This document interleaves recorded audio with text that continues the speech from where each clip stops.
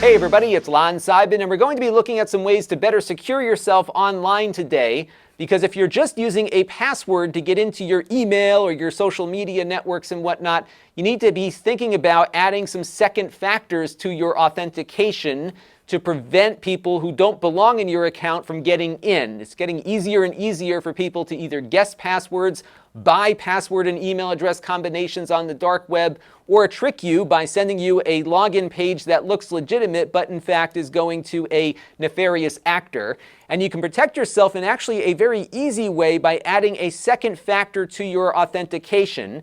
And there are a number of free ways to do that using your smartphone, and there are some that don't cost all that much but add some physical layers as well, like this little device called a Yubikey.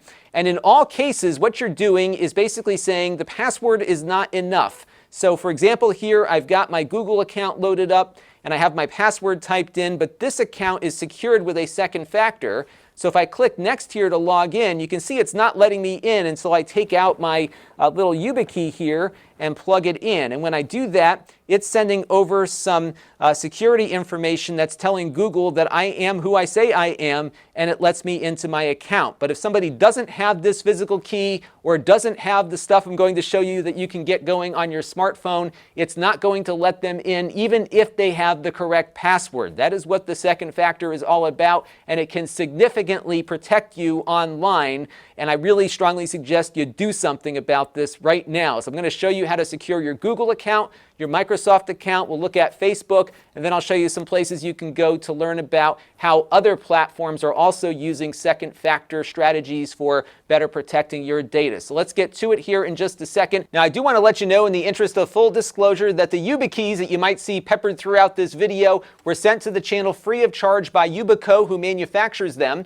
However, all the opinions you're about to hear are my own. Nobody is paying for this review, nor has anyone reviewed or approved what you're about to see before it was uploaded. So let's get into it now, starting with Google, and then we'll look at Facebook, and then we'll make our way over to Microsoft and find some different ways we can better secure our account. So we're going to begin here on a Gmail account that is secured only with a password at the moment. And if you go to the upper right-hand corner and click on your account icon, and this will work the same way whether you're in Gmail or YouTube or the Google homepage or any other Google app, you'll see an option here to go to your Google account, which is what we're going to do right now. And you're going to get into some of the basic information that you have stored about your account. And on the left-hand side here, you'll see an option for security, which is what you're going to click on. And then you're going to go over to signing into Google. And by default, two-factor or two-step verification is turned off, and we want to turn this on. So we're going to click on this, and you'll get some information about what two-step verification means. Now, when you click on the Get Started button, you'll be asked for your password again. And then what it's going to do is look at what phones you have logged into your Google account. Now, on my account, I have an iPhone that's logged in through the Google app on the iPhone. So if you have an Apple device, you'll need to get the Google app and log in with the Google app. Android devices are already logged into your Google account, so it should work fairly seamlessly.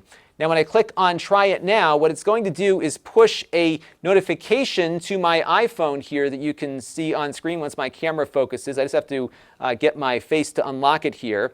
And it says trying to sign in. I'm going to say yes. And then I'm going to click on yes on this thing that will pop up. And when I do that, I'm going to be presented with a backup option. They want to have more than one two-step verification method for you to use. And here is why. Let's say you have your phone logged into your Google account, and then you drop the phone in a river somewhere and it gets lost. So now you need to log in with a new phone, but you can't log in because the original phone was the only way you could get into your account. So having backup options is important. Now, one of the things that Google pushes you to do here is to add a phone number for your mobile device. So maybe you get a new phone, and even though it's not logged in, Google could send you a text message to help you log in, right? Well, there's a problem with this because what's been happening over the years is that people have been calling up the phone company, pretending to be somebody else, and getting the phone service switched to another SIM card or to another phone altogether, which means they now get your text messages. And this is not a secure way to go about it anymore. So what I'm going to do here is actually say use another backup option.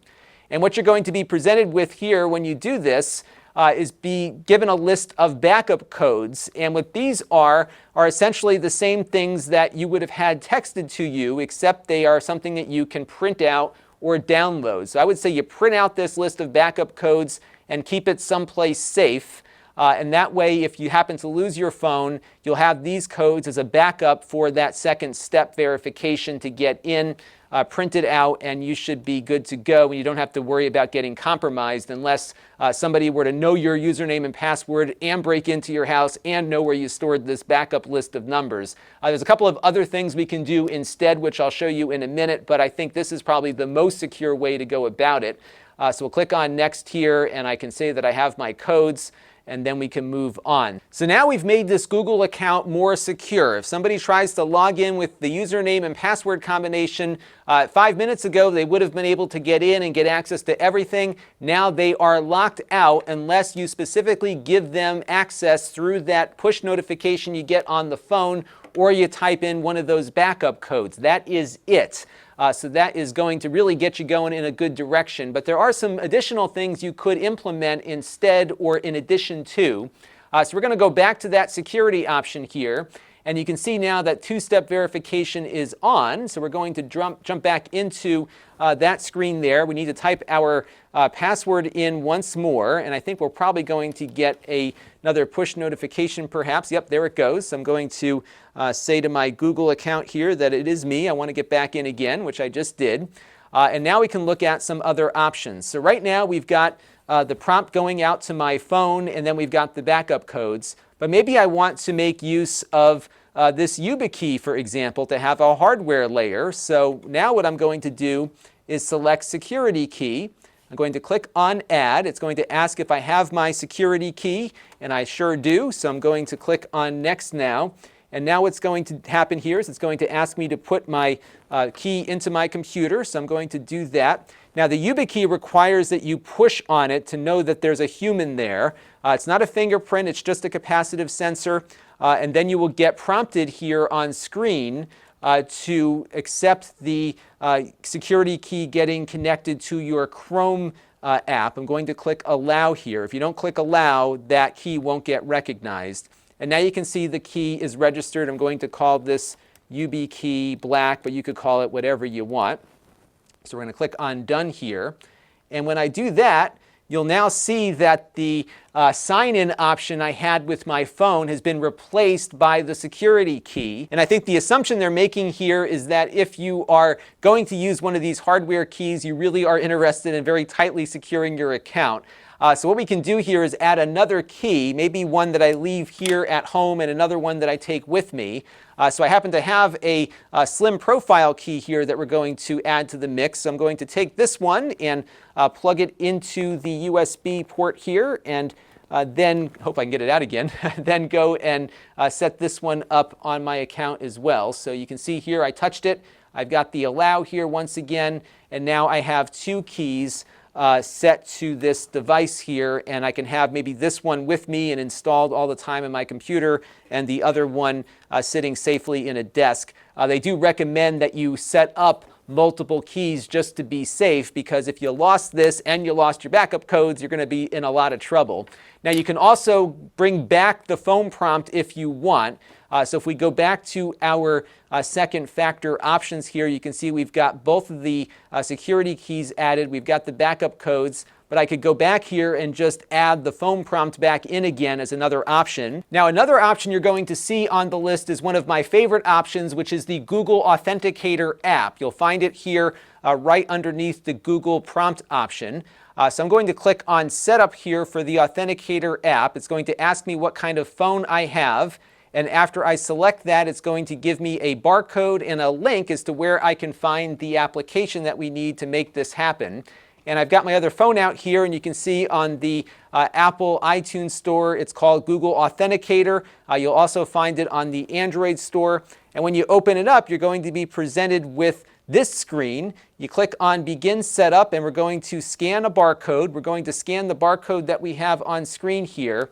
And you can see that number just popped up, and it just changed, because what this app does is it generates a new number about every 30 seconds or so. You can see that little pie thing starting to eat away as it gets ready to change numbers. And this is synchronized with Google's servers. So when I try to log in and want to use the app, I'll type in the number that's on screen at the time that I try to log in to let me into the account. So let's take a look now and see how we can log into Google now that we have all of this stuff implemented, and then we'll come back and look at a few other things. So we're back on the login screen now with our newly protected account. I'll type in the password once again, and now I'm being challenged for my security key. Now you saw how the security key worked at the beginning of the video, so I'm not going to do that again. So let's assume that we don't have our key with us and we need to use another method. So I'm going to click on having trouble. And when I do that, you can see now we've got a few additional options. So I could go back and click on the security key once again. I can use my app now, my Google Authenticator app, or I can enter one of my backup codes. Now I don't want to use one of my backup code options, so I'm going to use the code from the Google Authenticator app that we just set up. So I'll click on that, and now it's asking me for a number, and that number is currently displayed on my phone. So I'm just going to type that into the computer real quick here, and then I will go ahead and switch back to the screen so you can see we've got that same number typed in. And I've also selected don't ask again on this computer, because once I bless this computer as being something that I'm using and is with me all the time, I don't get badgered about this verification again. And that is the same option that you'll have on the YubiKey as well. So you could say to it, you know what, authenticate the YubiKey once and then I'm good. If you don't check that, then it will ask you every time you log in. So you do have some safeguards here that prevent you from getting inconvenienced too much. But if you're taking your computer someplace where it might get stolen or something like that, you might want to log out of the account and then uncheck that box every time you log in just to be completely safe here, because there's still an issue of physical theft here playing a role. And if your computer is logged into your account and somebody gets access to the computer, they could get access to your data. But we are now logged in, and if I were to log out now and go back in, you'll see that it won't prompt me again. So let's go ahead and just try to log in here again and see what happens. I'll type in my password. And then when I do that, you can see it lets us right back in without another challenge because I have said to it, hey, this browser is okay. Don't ask for that second factor again. So now you've got the basic concepts down. We're going to move over now to Facebook, and I'll show you a couple of other apps as well before we move to Microsoft. But all of the concepts here are the same across many of these platforms. It's gotten a little bit more standardized for the most part. So let's see how we can protect our Facebook account now. All right, so now we're looking at Facebook, and they kind of bury this on their screen here. So if you click on this little arrow, you'll see at the top of your account, and then go over to Settings. What you'll want to do is look for Security and Login, and then kind of in the middle here, you'll see an option for two-factor authentication. So we're going to click on Edit here. And right now, of course, we have it off because that is the default for Facebook. It doesn't turn it on unless you tell it to. So we're going to click on Get Started. And then they give you an option. One is the text message thing, which we don't want to do. And the other is the authentication app. And what's cool is that the Facebook two-factor authentication will work with the Google Authenticator app that we've already installed. So you can see here it's giving us the prompt here to set everything up. So I'm going to jump over to my phone real quick. And now that I've got the Authenticator app open, I'm going to click on the plus icon, scan the barcode like we did before, and that will now add Facebook to the mix. I'll click on Next on the screen here to move us along.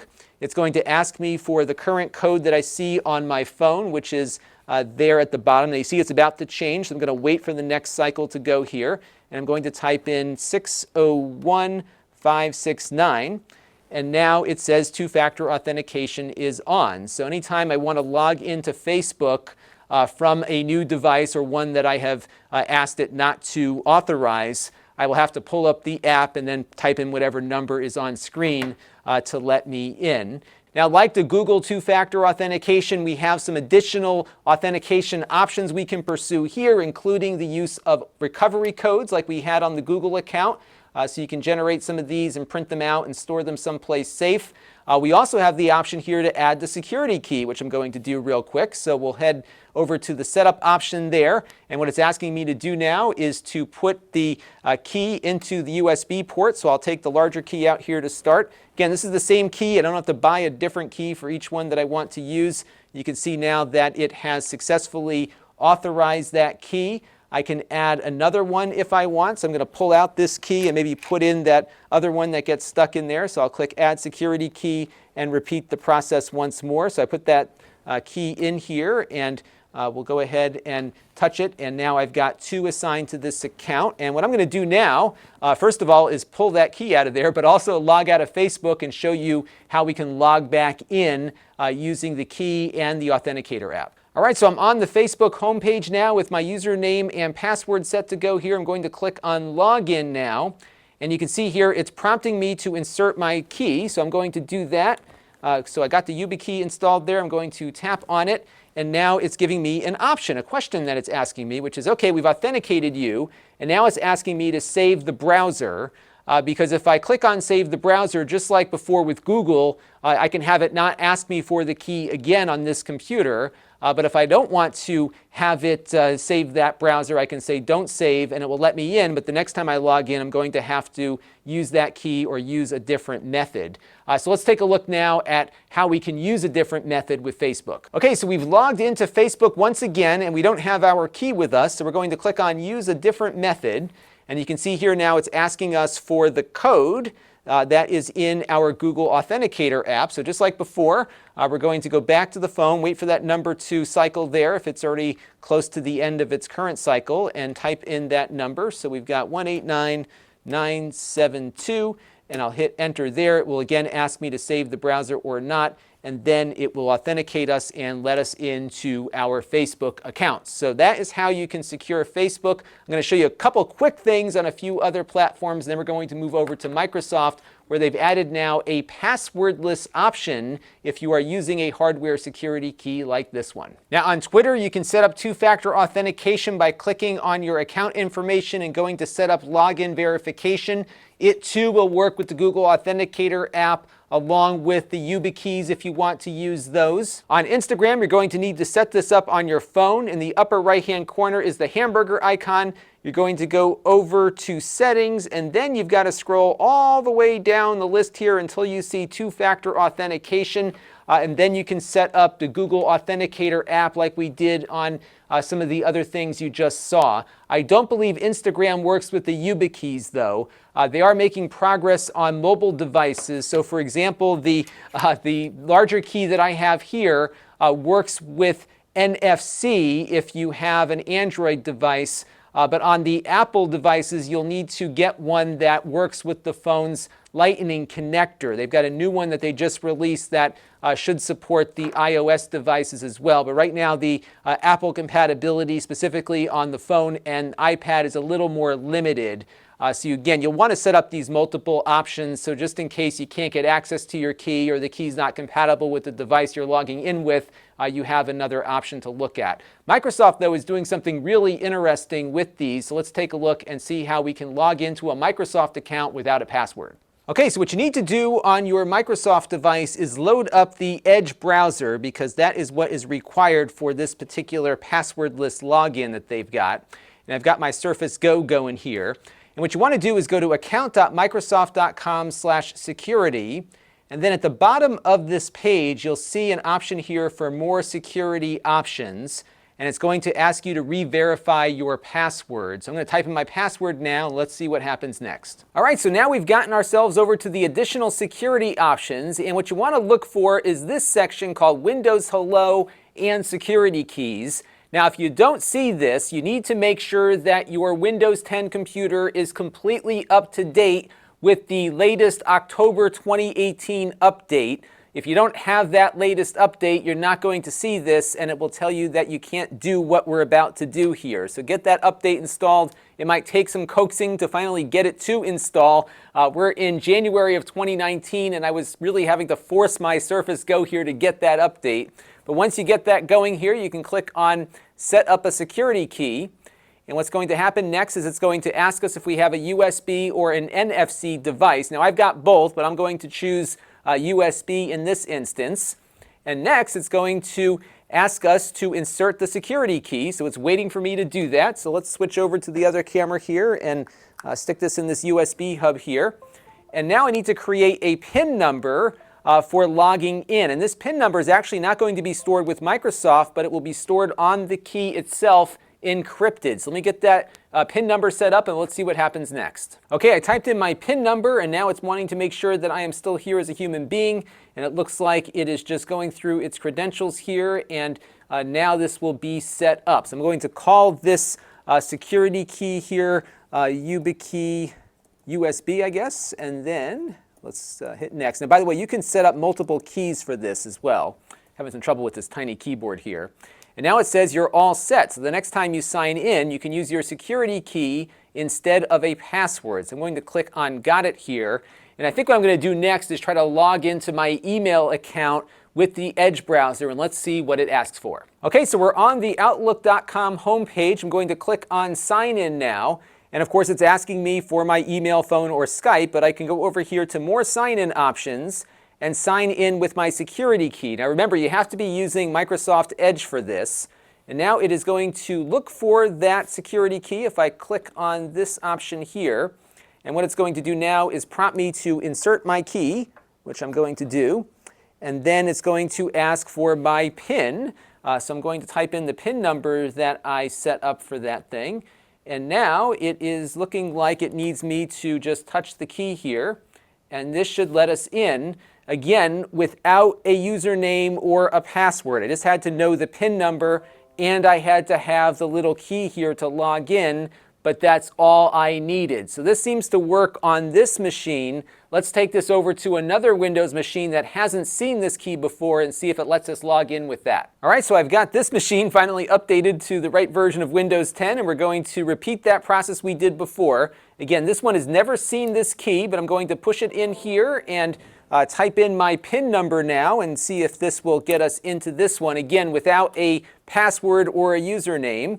And it wants me now to push the security key, and it looks like we are in here. So a complete login, no username, no password, just this security key and a PIN. Now your existing username and password will still work.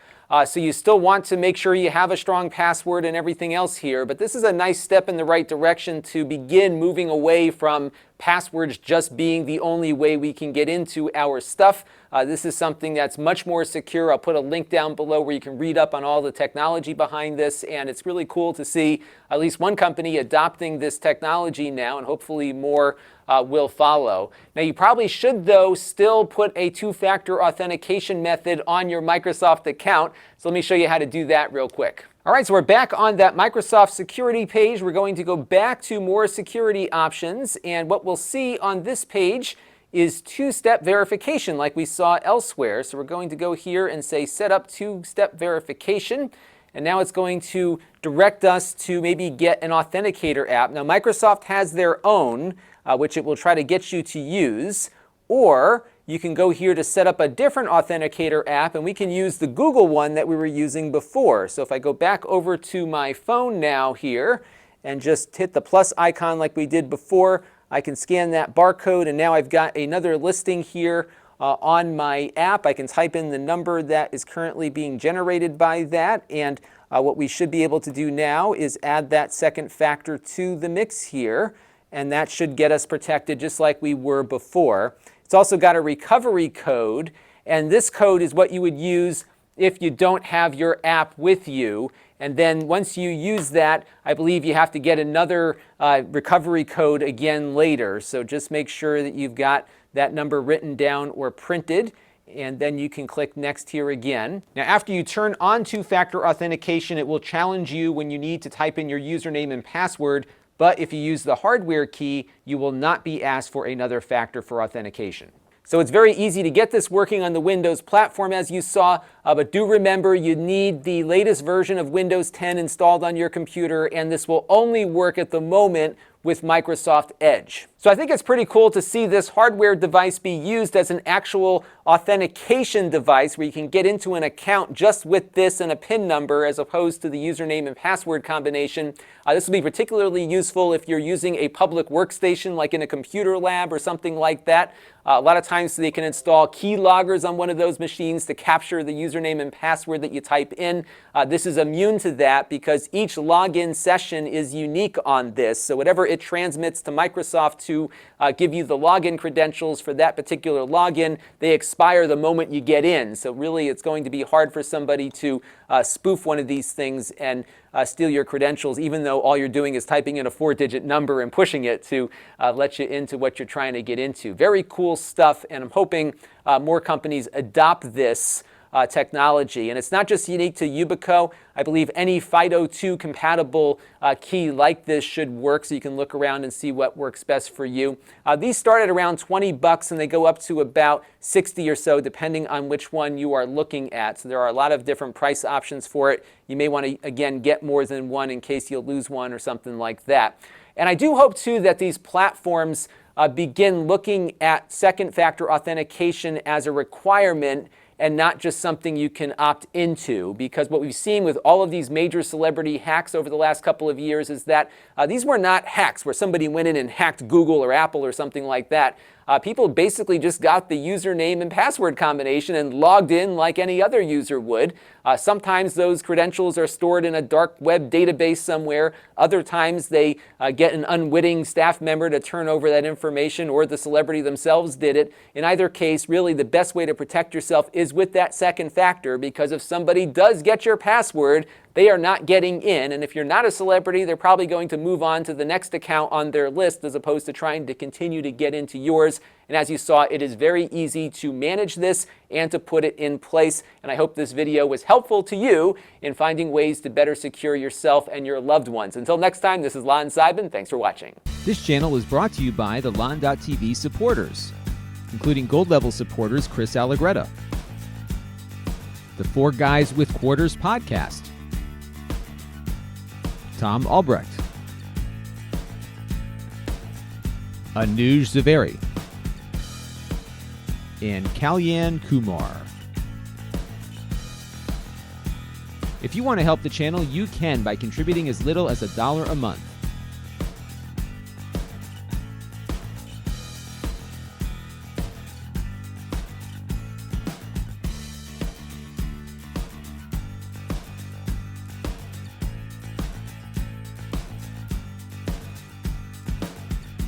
Head over to lon.tv/support to learn more.